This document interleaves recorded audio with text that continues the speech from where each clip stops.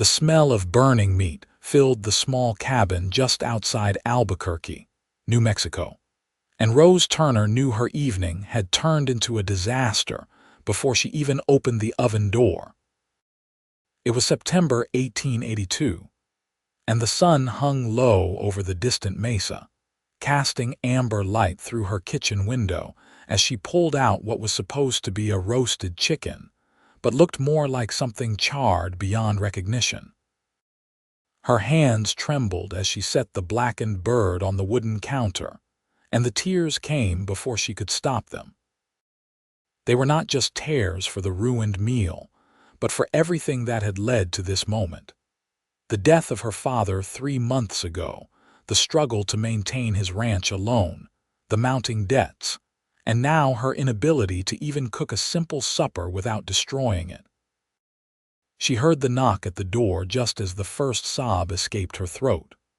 Rose wiped her eyes quickly with the back of her hand, leaving a streak of ash across her cheek, and tried to compose herself. She had not been expecting anyone, and visitors were rare this far from town. When she opened the door, she found herself looking up at a tall cowboy with sun-weathered skin and eyes the color of storm clouds. He held his hat in his hands, and his dark hair was slightly tousled from the wind. "Evening, madam," he said, his voice deep and gentle. "Name's Zachary Donovan. My horse threw a shoe about a mile back, and I saw your lights. I was hoping I might trouble you for some water and maybe directions to the nearest blacksmith." Rose realized she was staring and quickly tried to wipe away the evidence of her tears, though she knew it was too late. "The nearest blacksmith is in town, about 8 miles east," she managed to say, her voice shaky. "But it is getting dark, and the road can be treacherous at night if you do not know it well." Zachary's eyes were kind as they took in her distressed state, and he did not mention the tears or the smell of burnt food that had surely reached him by now. "I appreciate the information, madam. I will not trouble you further." Something in Rose broke at that moment. Perhaps it was loneliness or desperation, or simply the kindness in a stranger's face when she had seen so little of it lately. "Wait," she called out as he turned to leave.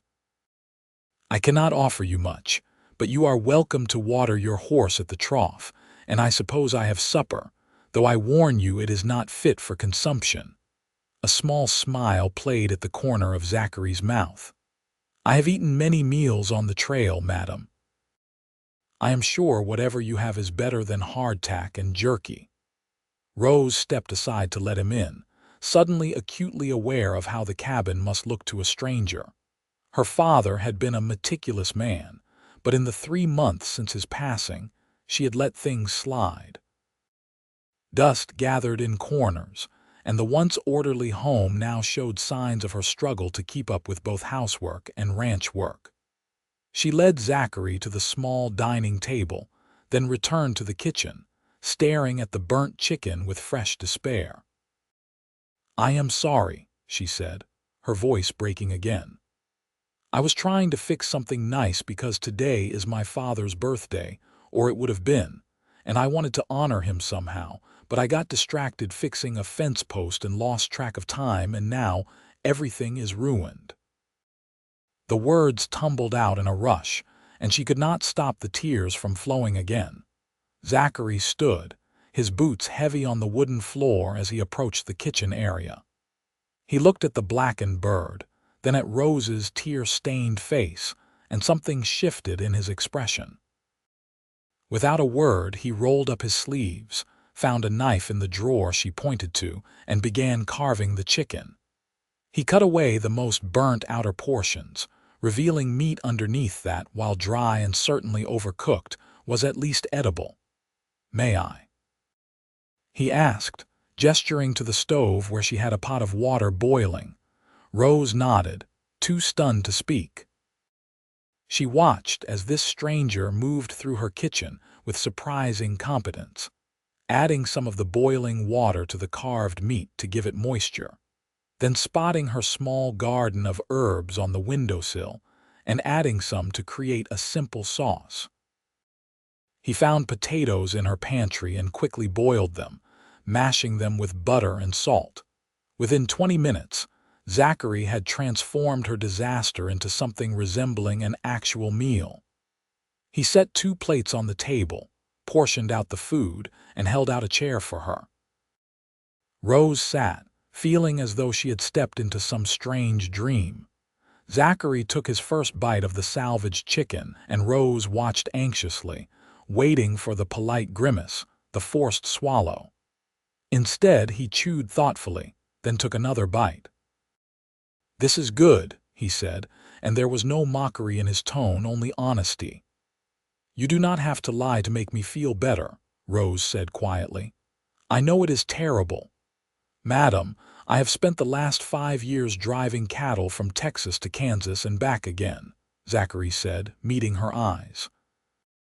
"I have eaten dust. I have eaten food so old it moved on its own, and I once had to survive on cactus fruit for 3 days. This meal, made in a real kitchen with real ingredients, even if a bit overdone, is better than most of what I have had. And knowing it was made to honor someone's memory makes it even more special." Rose felt her throat tighten with emotion, but this time the tears did not come. She took a bite of her own food, and while she could taste the burnt edges and the dryness of the overcooked meat, she could also taste Zachary's kindness in every attempt he had made to salvage it. They ate in companionable silence for a few minutes before Zachary spoke again. "Tell me about your father, if you would like." And Rose found herself talking, words spilling out that she had kept bottled up for months. She told him about Robert Turner, who had come to New Mexico territory with nothing but determination and had built a small but respectable ranch. She talked about how he had taught her to ride before she could properly walk, how he had treated her not as a delicate daughter but as a capable partner in running the ranch. She spoke of his sudden illness, the fever that had taken him so quickly she barely had time to say goodbye, and the overwhelming responsibility she now faced trying to keep his legacy alive. "The bank wants to call in his debts," she admitted, pushing food around her plate. "I have been trying to manage everything on my own, but I am behind on the mortgage. They have given me until the end of October to catch up, or they will foreclose. I have been selling off cattle, but it is not enough, and I do not know what else to do." Zachary finished his plate, then to Rose's absolute astonishment, he stood and went to the stove, serving himself a second helping of the salvaged chicken and potatoes. "May I?" he asked, and she nodded, too surprised to speak. He returned to the table and began eating his second portion with the same apparent satisfaction as the first. "How much land do you have?" he asked between bites. 200 acres, about half of it good grazing land." "We have or had about 60 head of cattle, but I am down to 40 now after the sales. There are 2 horses besides my father's old gelding. And you have been managing all of this alone," Rose nodded. "I had 2 ranch hands, but I could not afford to keep paying them after father died. They were good men, but they had families to feed." Zachary was quiet for a moment, concentrating on his food. When he finally looked up, there was a thoughtfulness in his gray eyes that had not been there before.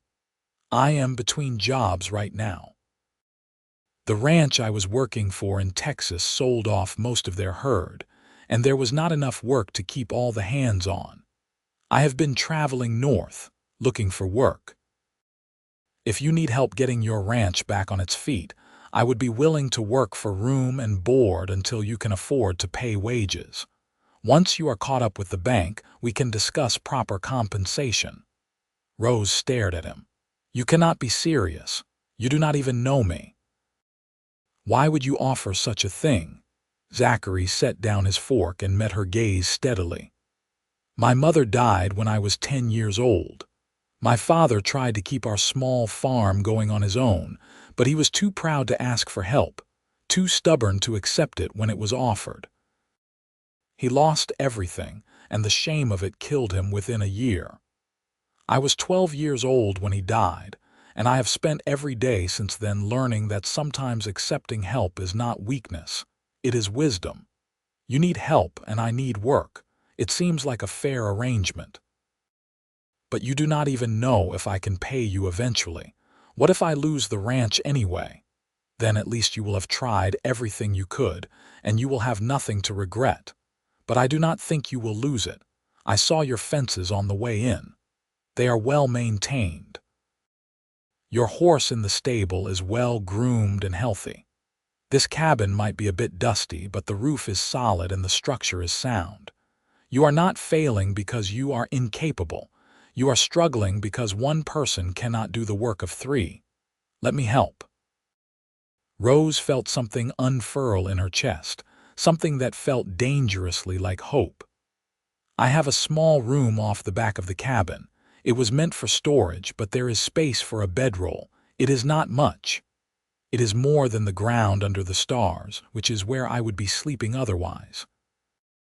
Zachary smiled, and Rose noticed for the first time how it transformed his serious face, making him look younger than she had initially thought. He could not be more than 26 or 27, perhaps 5 or 6 years older than her own 21 years.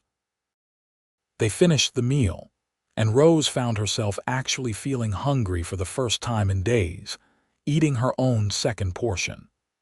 As they cleared the dishes, working side by side at the small sink, their hands brushed accidentally, and Rose felt an unexpected jolt of awareness. She glanced at Zachary and saw a faint color rise in his weathered cheeks, and she knew he had felt it too. That night, after Zachary had settled into the small back room and Rose had retreated to her own bedroom, she lay awake listening to the familiar sounds of the house.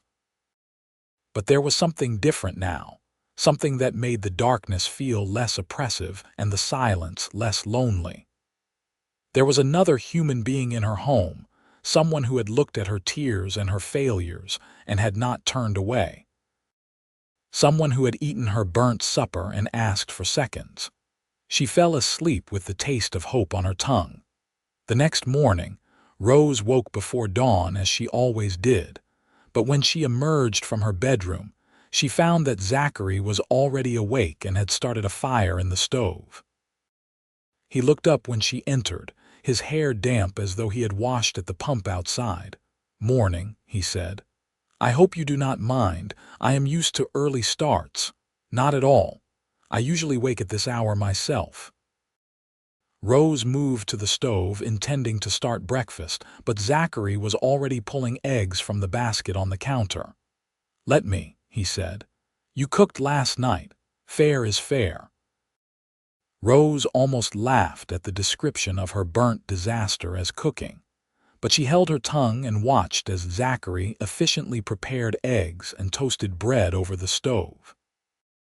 They ate together as the sun began to paint the sky pink and gold, and Rose felt the strangeness of the situation settle over her. Yesterday morning, she had been completely alone. Now she was sharing breakfast with a man she had known for less than 12 hours. "What needs doing most urgently?"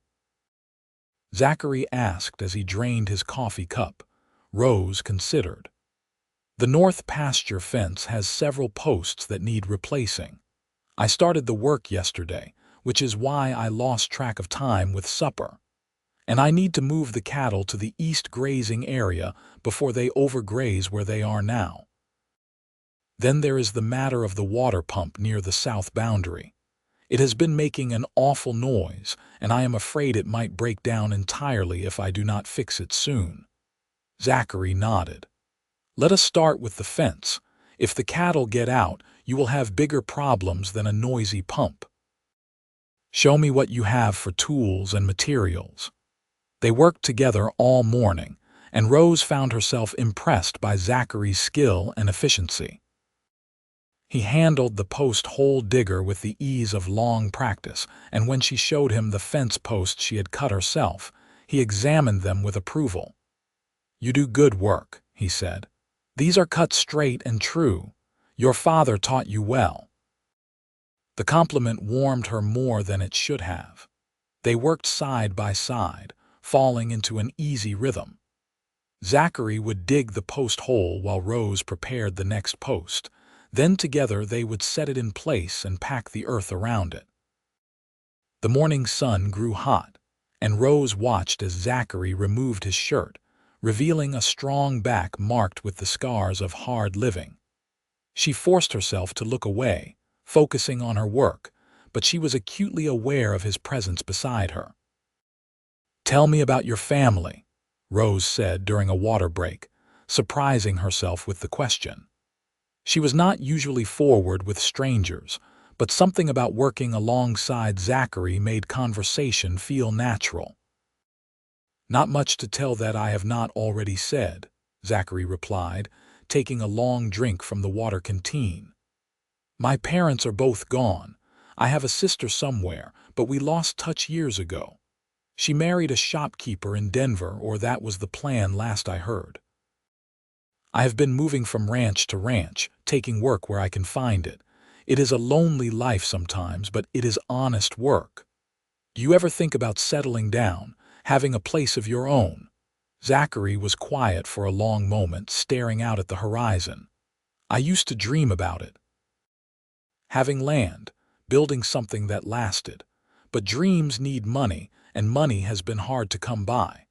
Most of what I earned went to keeping myself fed and clothed, with a bit saved here and there, but never enough for a down payment on property. I am sorry. That must be difficult, working other people's land and never having your own." He looked at her then, and there was something in his eyes that made her breath catch. "It is, but right now, I am exactly where I need to be." They returned to work, and by early afternoon they had replaced all the damaged fence posts. The work had taken Rose 3 days on her own, but with Zachary's help, it was done in a morning. They moved on to herding the cattle to the new grazing area, and Rose was impressed by Zachary's skill on horseback. He rode as though he and the horse were one being, anticipating the cattle's movements and guiding them with minimal effort. As they rode back toward the cabin in the late afternoon, tired but satisfied with the day's work, Rose found herself studying Zachary's profile. There was something solid about him, something dependable that she had not realized she had been craving. Since her father's death, every decision had been hers alone to make, every burden hers alone to carry. Having someone to share the load, even for just one day, felt like a gift. That evening, Rose insisted on cooking supper, and this time she paid careful attention to the stove, determined not to repeat the previous night's disaster. She made a simple stew with vegetables from her garden and salt pork from the stores, and while it was plain fare, it was edible and even tasty. Zachary ate with obvious appreciation, and when he finished, he looked at her with a grin. "As good as this is, I have to admit I will always remember that chicken from last night. There was something special about it." Rose felt her cheeks heat. "You are making fun of me." "I am not," he said seriously. "I am not talking about the taste, though even that was better than you think. I am talking about what it represented.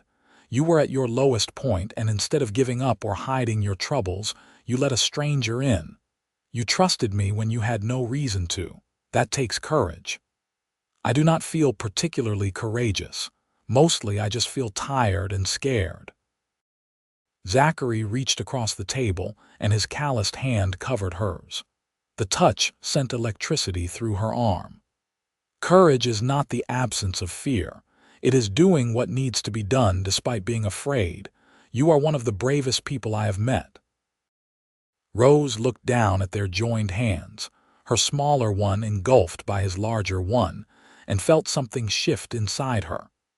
It was too soon, too fast, too unexpected, but there was no denying the connection she felt toward this man who had appeared at her door just 1 day ago. The days fell into a pattern. Rose and Zachary would rise before dawn, share breakfast, and then divide the day's work between them. Sometimes they worked together, as they had with the fence, and sometimes they worked separately, with Zachary handling the heavier physical labor while Rose managed the accounts and correspondence with the bank. In the evenings, they would eat supper together, and afterward they would sit on the porch and talk as the sun set over the mesas. Rose learned that Zachary had been born in Missouri but had come west after his father's death, hoping to find opportunity in the growing cattle industry.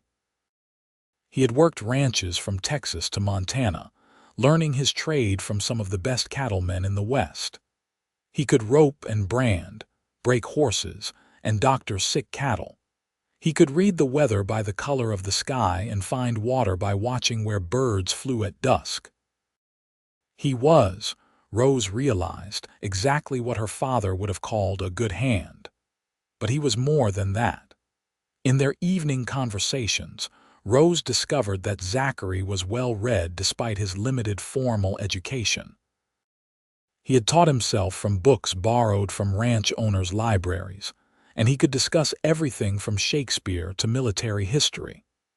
He was thoughtful and kind, with a dry sense of humor that caught her off guard and made her laugh when she least expected it.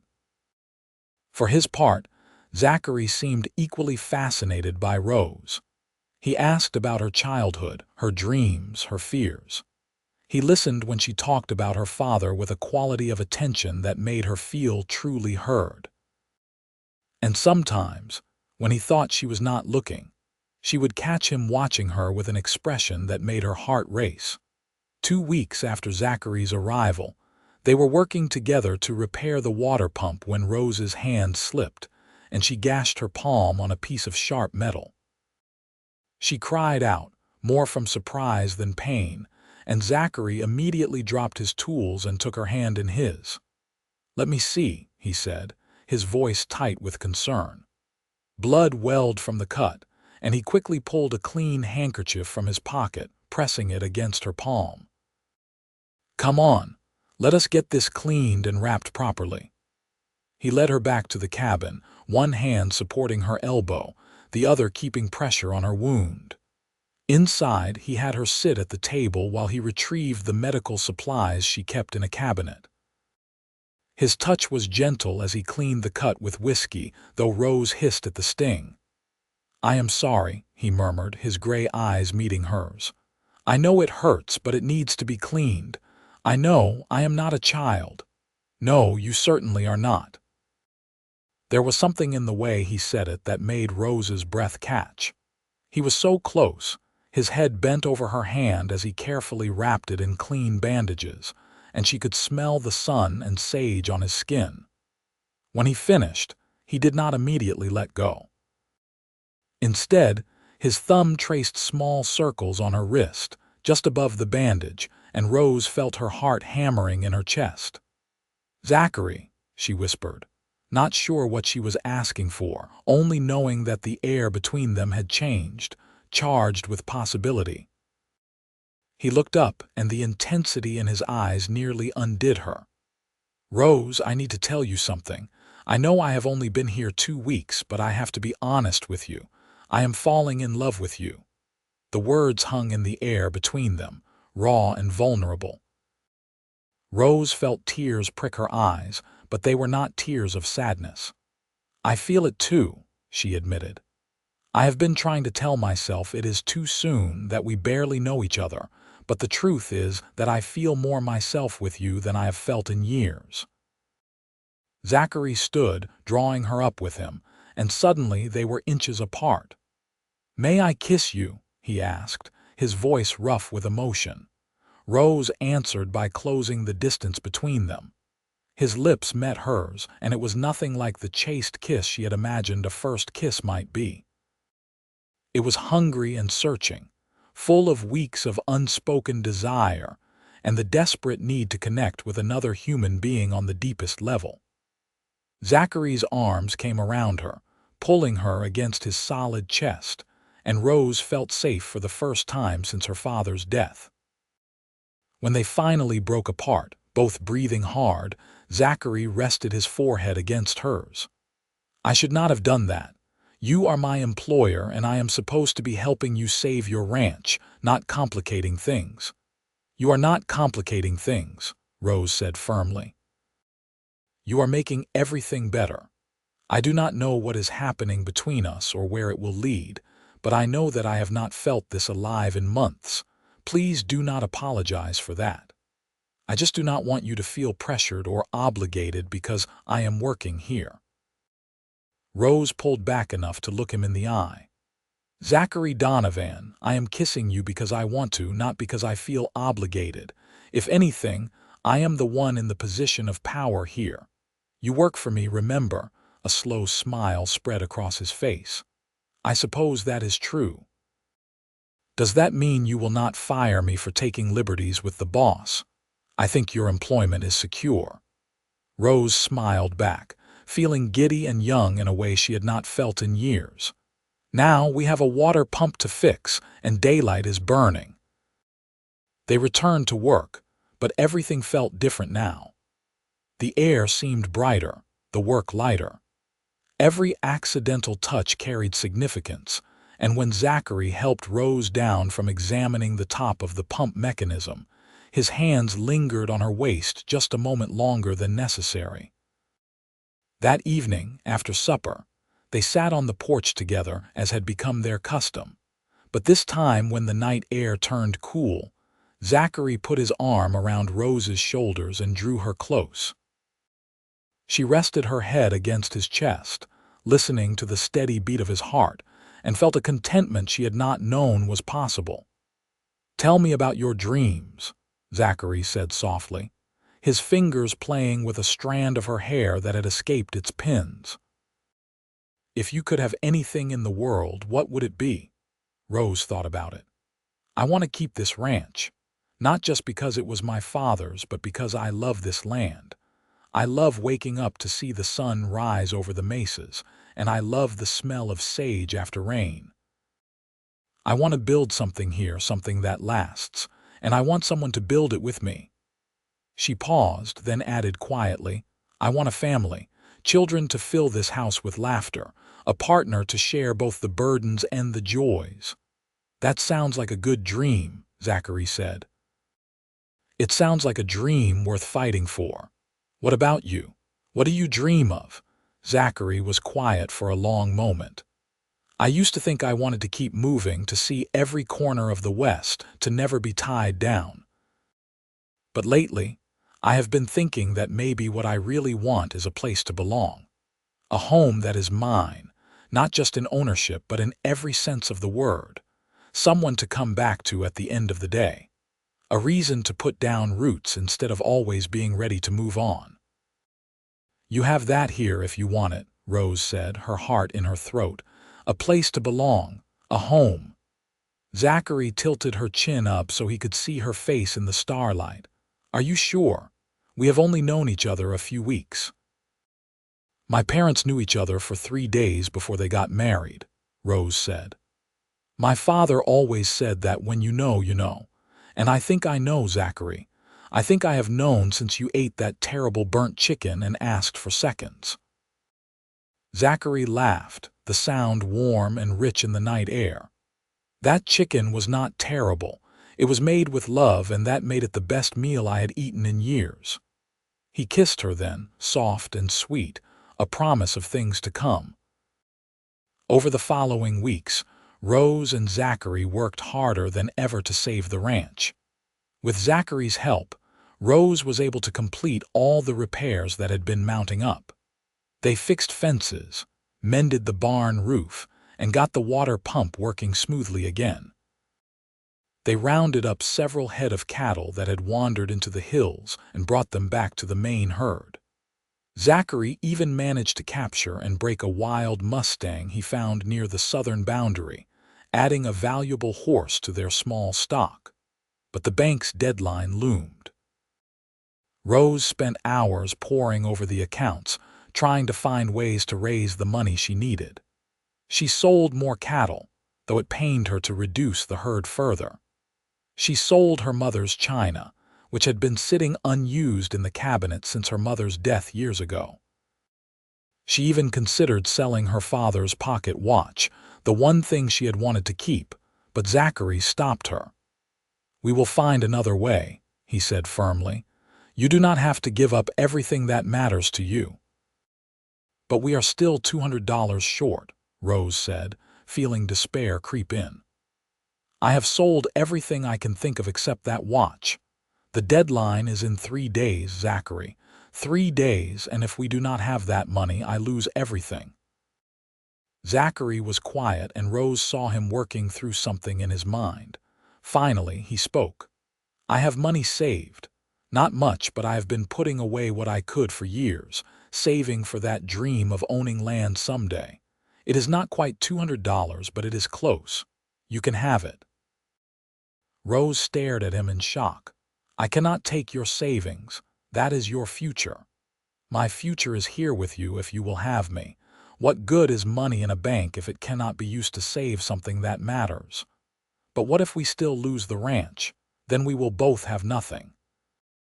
Zachary took her hands in his. "Then we will have each other, and we will build something new. But we are not going to lose this ranch. We are going to fight for it with everything we have, and we are going to win." The next morning, they rode together into Albuquerque. It was Rose's first time in town since her father's funeral, and she felt nervous as they approached the bank. But with Zachary beside her, she also felt strong. The bank manager, a portly man named Henderson, looked surprised when they entered. "Miss Turner, I was not expecting to see you until the deadline." "I am here to settle my father's debt," Rose said, keeping her voice steady. She placed her money on his desk, the bills and coins representing everything she had worked for. Zachary added his savings to the pile, and together they counted it out. Henderson counted the money twice, his expression unreadable. When he finished, he looked up. "This is $197.30. You are still $2.70 short." Rose felt her heart sink. They had been so close. "Sir, please, I can get you the rest within the week. Surely $2 is not worth for closing over." Henderson leaned back in his chair, studying them. "The bank has rules, Miss Turner. A debt is a debt." Zachary leaned forward, and there was steel in his voice when he spoke. "Sir, I have traveled this territory for years, and everywhere I go, I hear about how the banks are the backbone of the West, how they support the hardworking people trying to build something in this territory. Now I am seeing that what they really do is kick people when they are down over $2. Miss Turner has paid back almost every cent she owed, and she is offering to get you the rest within a week. That seems more than fair." Something flickered in Henderson's eyes. He was quiet for a long moment, then he sighed. "I suppose the bank can show some flexibility for a customer who has made such a good faith effort." He pulled out a ledger and made some notations. "I will mark this debt as paid in full, with the understanding that you will bring me the remaining $2.70 within the week. Is that acceptable?" Rose felt tears of relief spring to her eyes. "Yes, sir. Thank you, sir." As they left the bank, Rose grabbed Zachary's hand. "We did it. I cannot believe we actually did it." "You did it," Zachary corrected. "I just helped a little." "You did more than help a little. You saved everything." Rose stopped walking and turned to face him, right there in the middle of the street. "Marry me, Zachary Donovan." Zachary's eyes widened. "Rose, I think the man is supposed to ask. I do not care about supposed to. I care about what is right, and this is right. I love you, and I want to spend my life with you. I want to wake up beside you every morning and fall asleep in your arms every night. I want to build our future together. So will you marry me?" A huge smile broke across Zachary's face. "Yes, yes, of course I will marry you." He picked her up and spun her around right there in the street, and Rose laughed with pure joy. They were married the following week by the minister in Albuquerque, with 2 witnesses pulled in from the street to make it legal. Rose wore her mother's wedding dress, carefully preserved in a trunk, and Zachary wore a new shirt purchased with the last of their money. It was a simple ceremony, but when Zachary slipped a plain gold band on Rose's finger and promised to love and honor her for the rest of his days, Rose felt as though she were living in a dream. That night, in the cabin that was now truly theirs, Zachary carried Rose over the threshold and kissed her until she was breathless. Their joining was tender and sweet, a physical expression of everything they felt for each other. Afterwards, as they lay tangled together in Rose's bed, Zachary traced patterns on her bare shoulder and whispered promises into her hair. "I will spend every day trying to be worthy of you," he said softly. Rose turned to face him, her hand on his cheek. "You already are. You were worthy the moment you sat down at my table and ate that burnt chicken without complaint. You saw me at my worst and did not turn away. That is love, Zachary. Real, true love." Their first year of marriage was hard work but filled with happiness. Together they built the ranch back up, increasing the herd and improving the land. Zachary proved to have a good head for business, and under his management, they began to turn a real profit. By the following spring, they had enough money to hire back one of the ranch hands Rose's father had employed, a good man named Miguel who had worked for the Turners for years. Rose discovered she was pregnant in May, and Zachary's joy was boundless. He became even more protective than usual, insisting that Rose not do any heavy work and fussing over her constantly. Rose found it both touching and occasionally irritating, but she loved him for it. Their son was born in January of 1884, a cold winter day when the snow covered the mesas in white. Zachary held Rose's hand through the difficult labor, and when the midwife finally placed the squalling infant in Rose's arms, there were tears streaming down both their faces. "What should we name him?" Rose asked, studying the tiny face of their son. "Robert," Zachary said without hesitation. "After your father. If it had not been for the legacy he left you, we never would have met." Rose nodded, her throat tight with emotion. "Robert Donovan. It is perfect." Little Bobby, as they called him, was a healthy, happy baby who grew quickly. Zachary was a devoted father, often walking the floor with Bobby when he cried at night, singing soft cowboy songs to soothe him. Rose would watch them together and feel her heart swell with love for both of them. The ranch continued to prosper. By Bobby's second birthday, they had increased their herd to over 100 head and purchased an additional 50 acres of land from a neighbor who was retiring back east. They built a proper barn and enlarged the cabin, adding 2 more bedrooms and a larger kitchen. Rose planted a vegetable garden that became the envy of the county, and Zachary gained a reputation as one of the best cattlemen in the territory. But their greatest joy came from each other and their growing family. Rose gave birth to twin daughters in the spring of 1886, beautiful girls they named Ruth and Lily. Zachary joked that he was outnumbered now, but Rose could see how much he adored his daughters, how gently he held them, and how patiently he answered Bobby's endless questions about his new sisters. One evening, when Bobby was 4 and the twins were toddling around on unsteady legs, Rose and Zachary sat on the porch watching the sunset as they had done on that first night together. Bobby was playing with a wooden horse Zachary had carved for him, and the twins were sleeping in their cradles just inside the door. "You remember the night we met?" Rose asked, leaning against her husband's shoulder. Zachary's arm tightened around her. "Of course I do.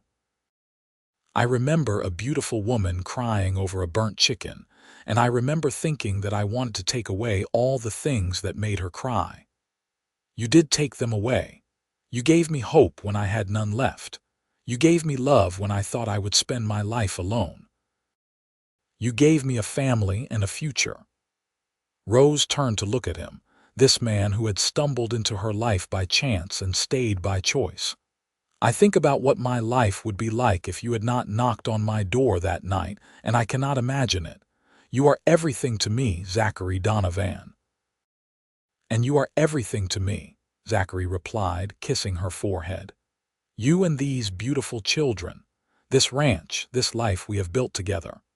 Sometimes I have to pinch myself to believe it is all real, that I am not still dreaming under the stars somewhere on a cattle drive.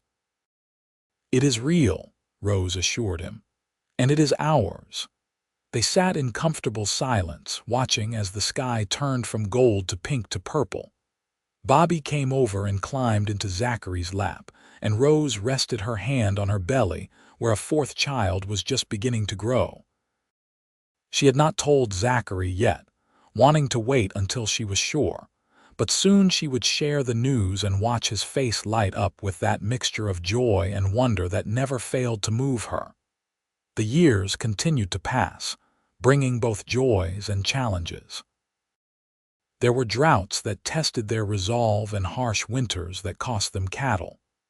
There were moments of heartbreak, like when Rose suffered a miscarriage in 1888, and moments of triumph, like when Bobby won his first roping competition at age 10. They had 2 more children after the twins, a daughter named Grace in 1889, and finally another son, Samuel, in 1891. Through it all, Rose and Zachary's love remained the foundation of everything. They still sat on the porch together in the evenings, still shared the work of running the ranch, still looked at each other with the same passion and tenderness they had felt on that first night.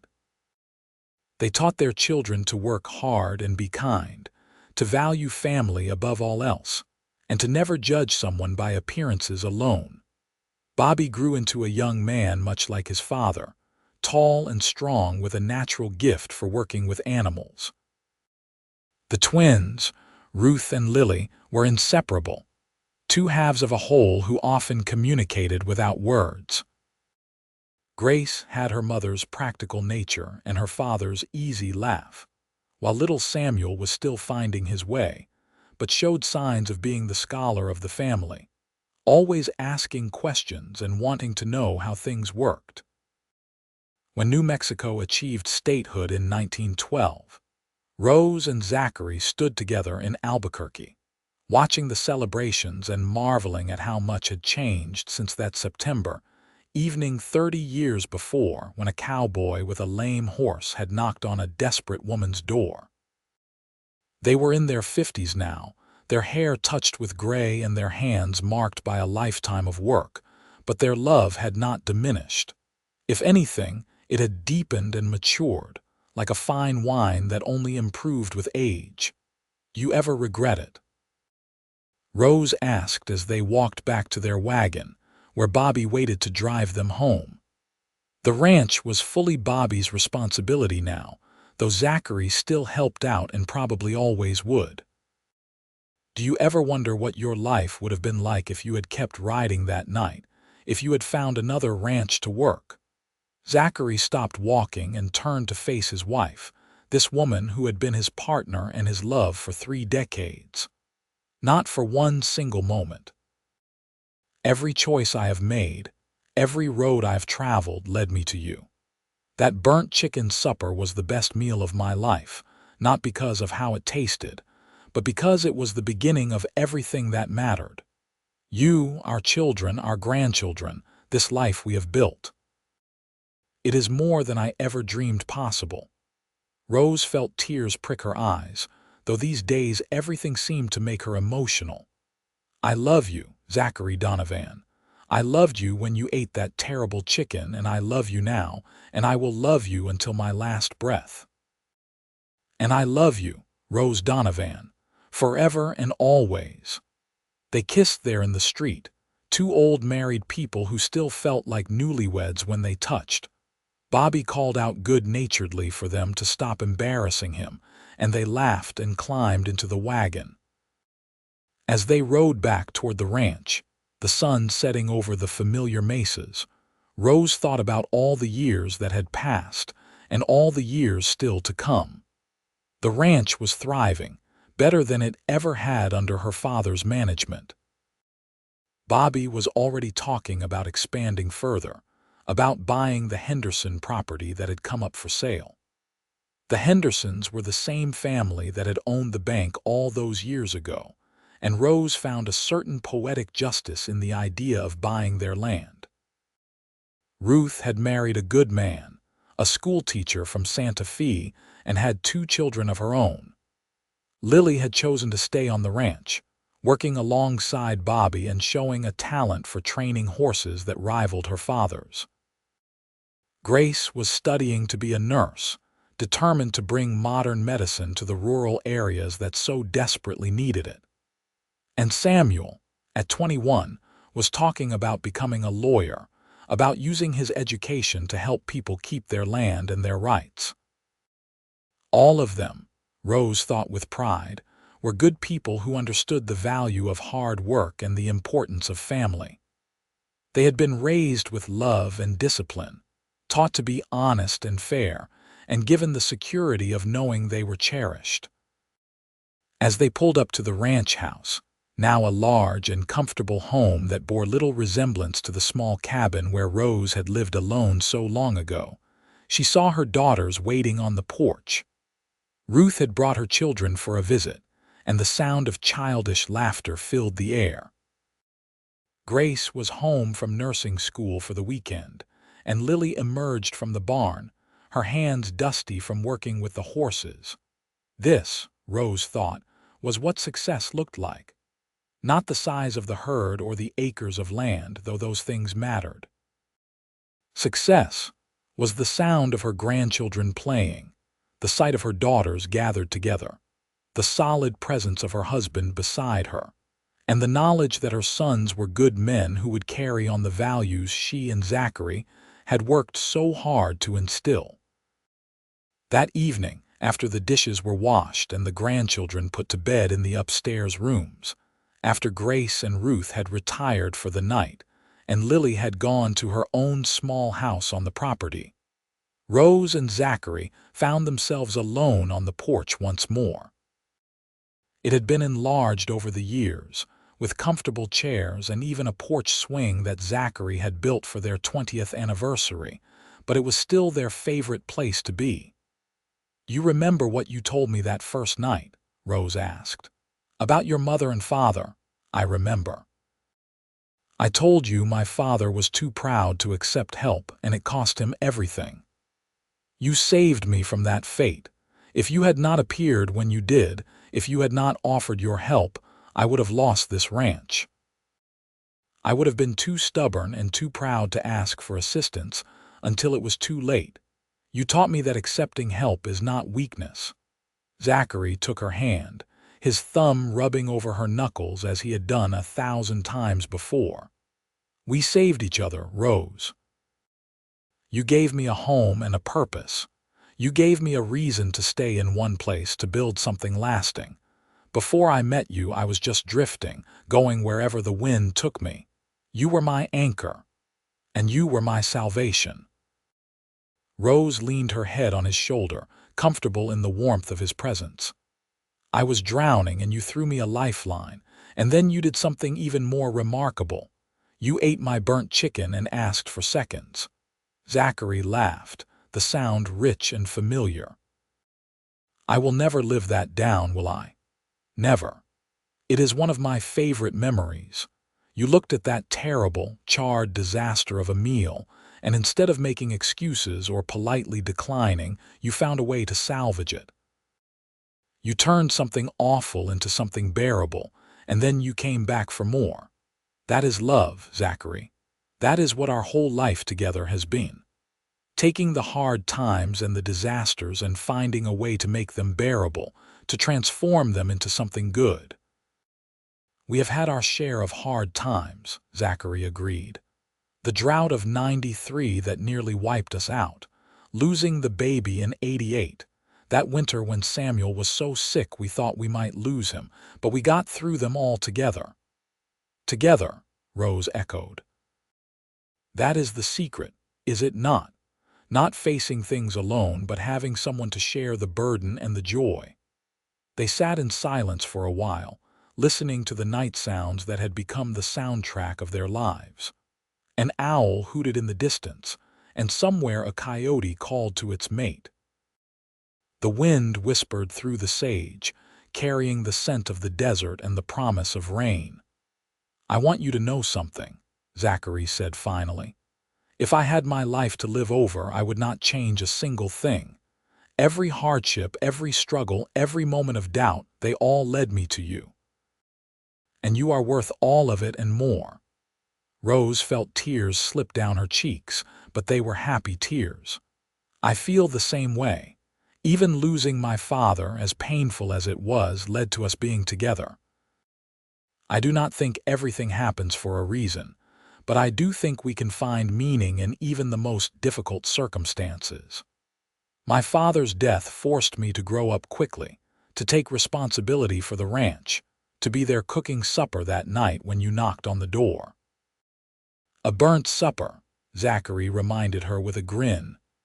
"The most important burnt supper in history," Rose replied, laughing through her tears.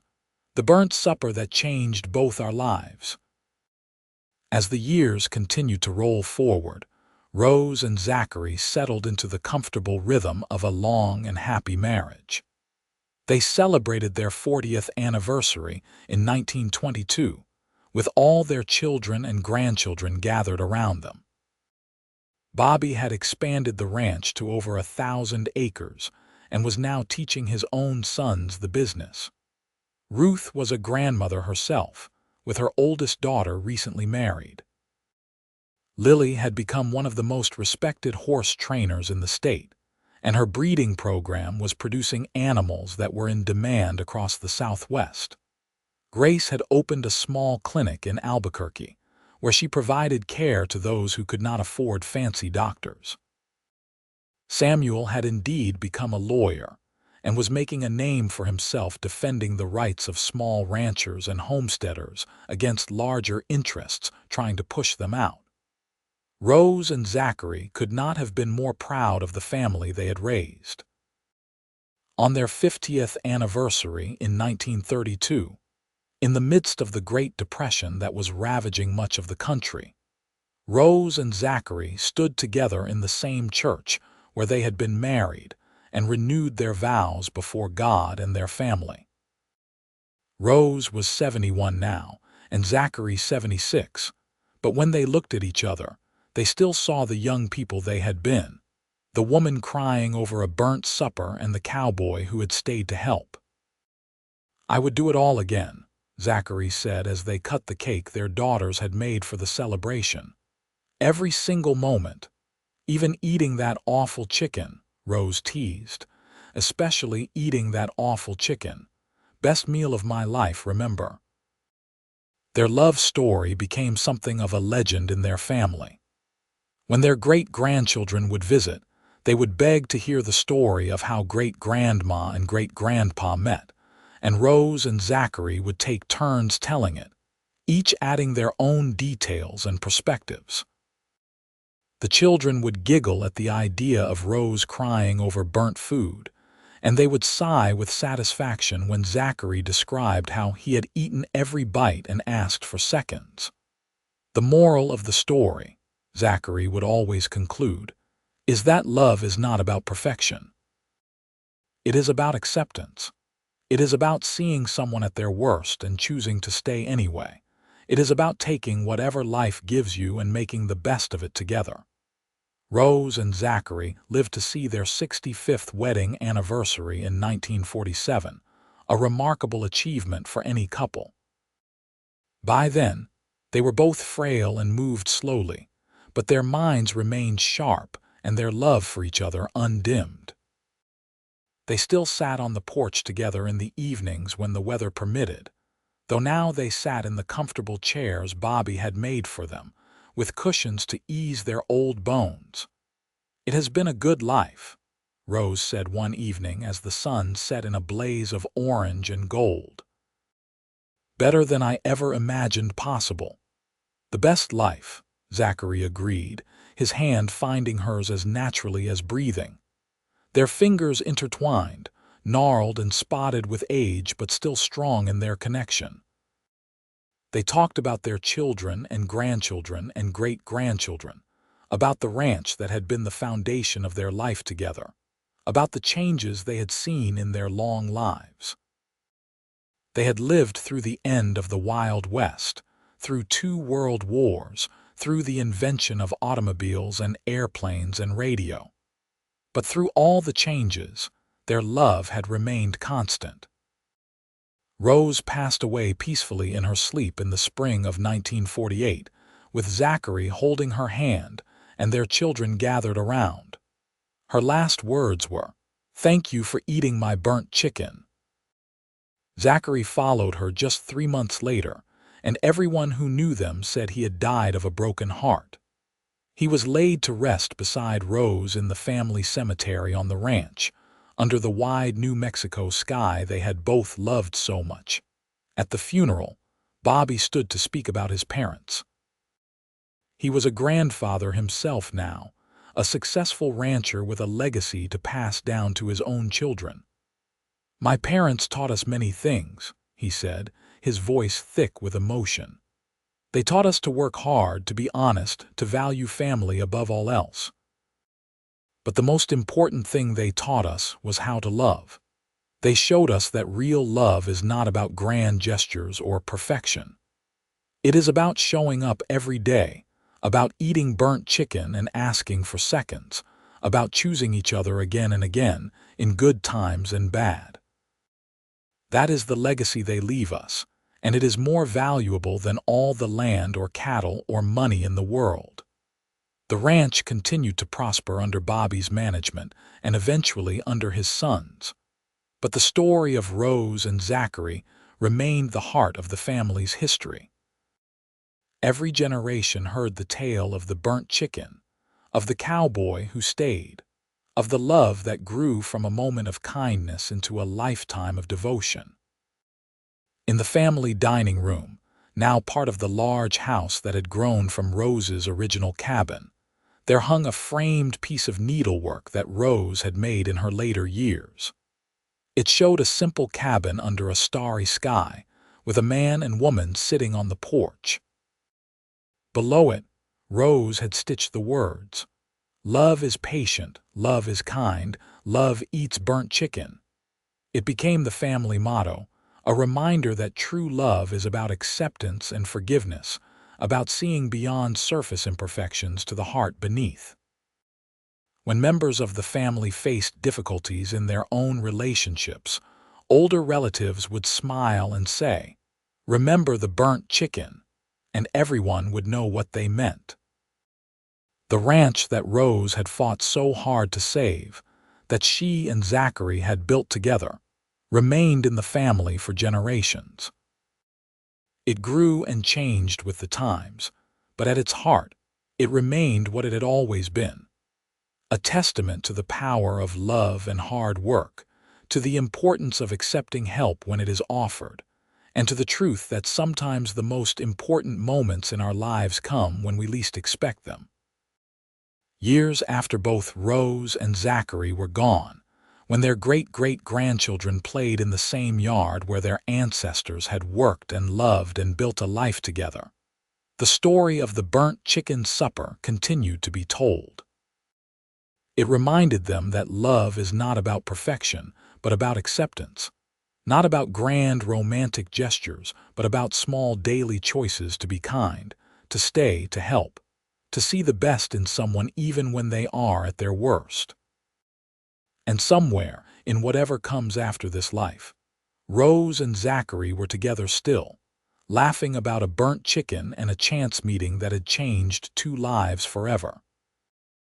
Their love story had ended not with death, but with a legacy that would continue as long as there were people who believed in the power of kindness, in the strength of commitment, and in the transformative magic of choosing to eat burnt chicken and ask for seconds.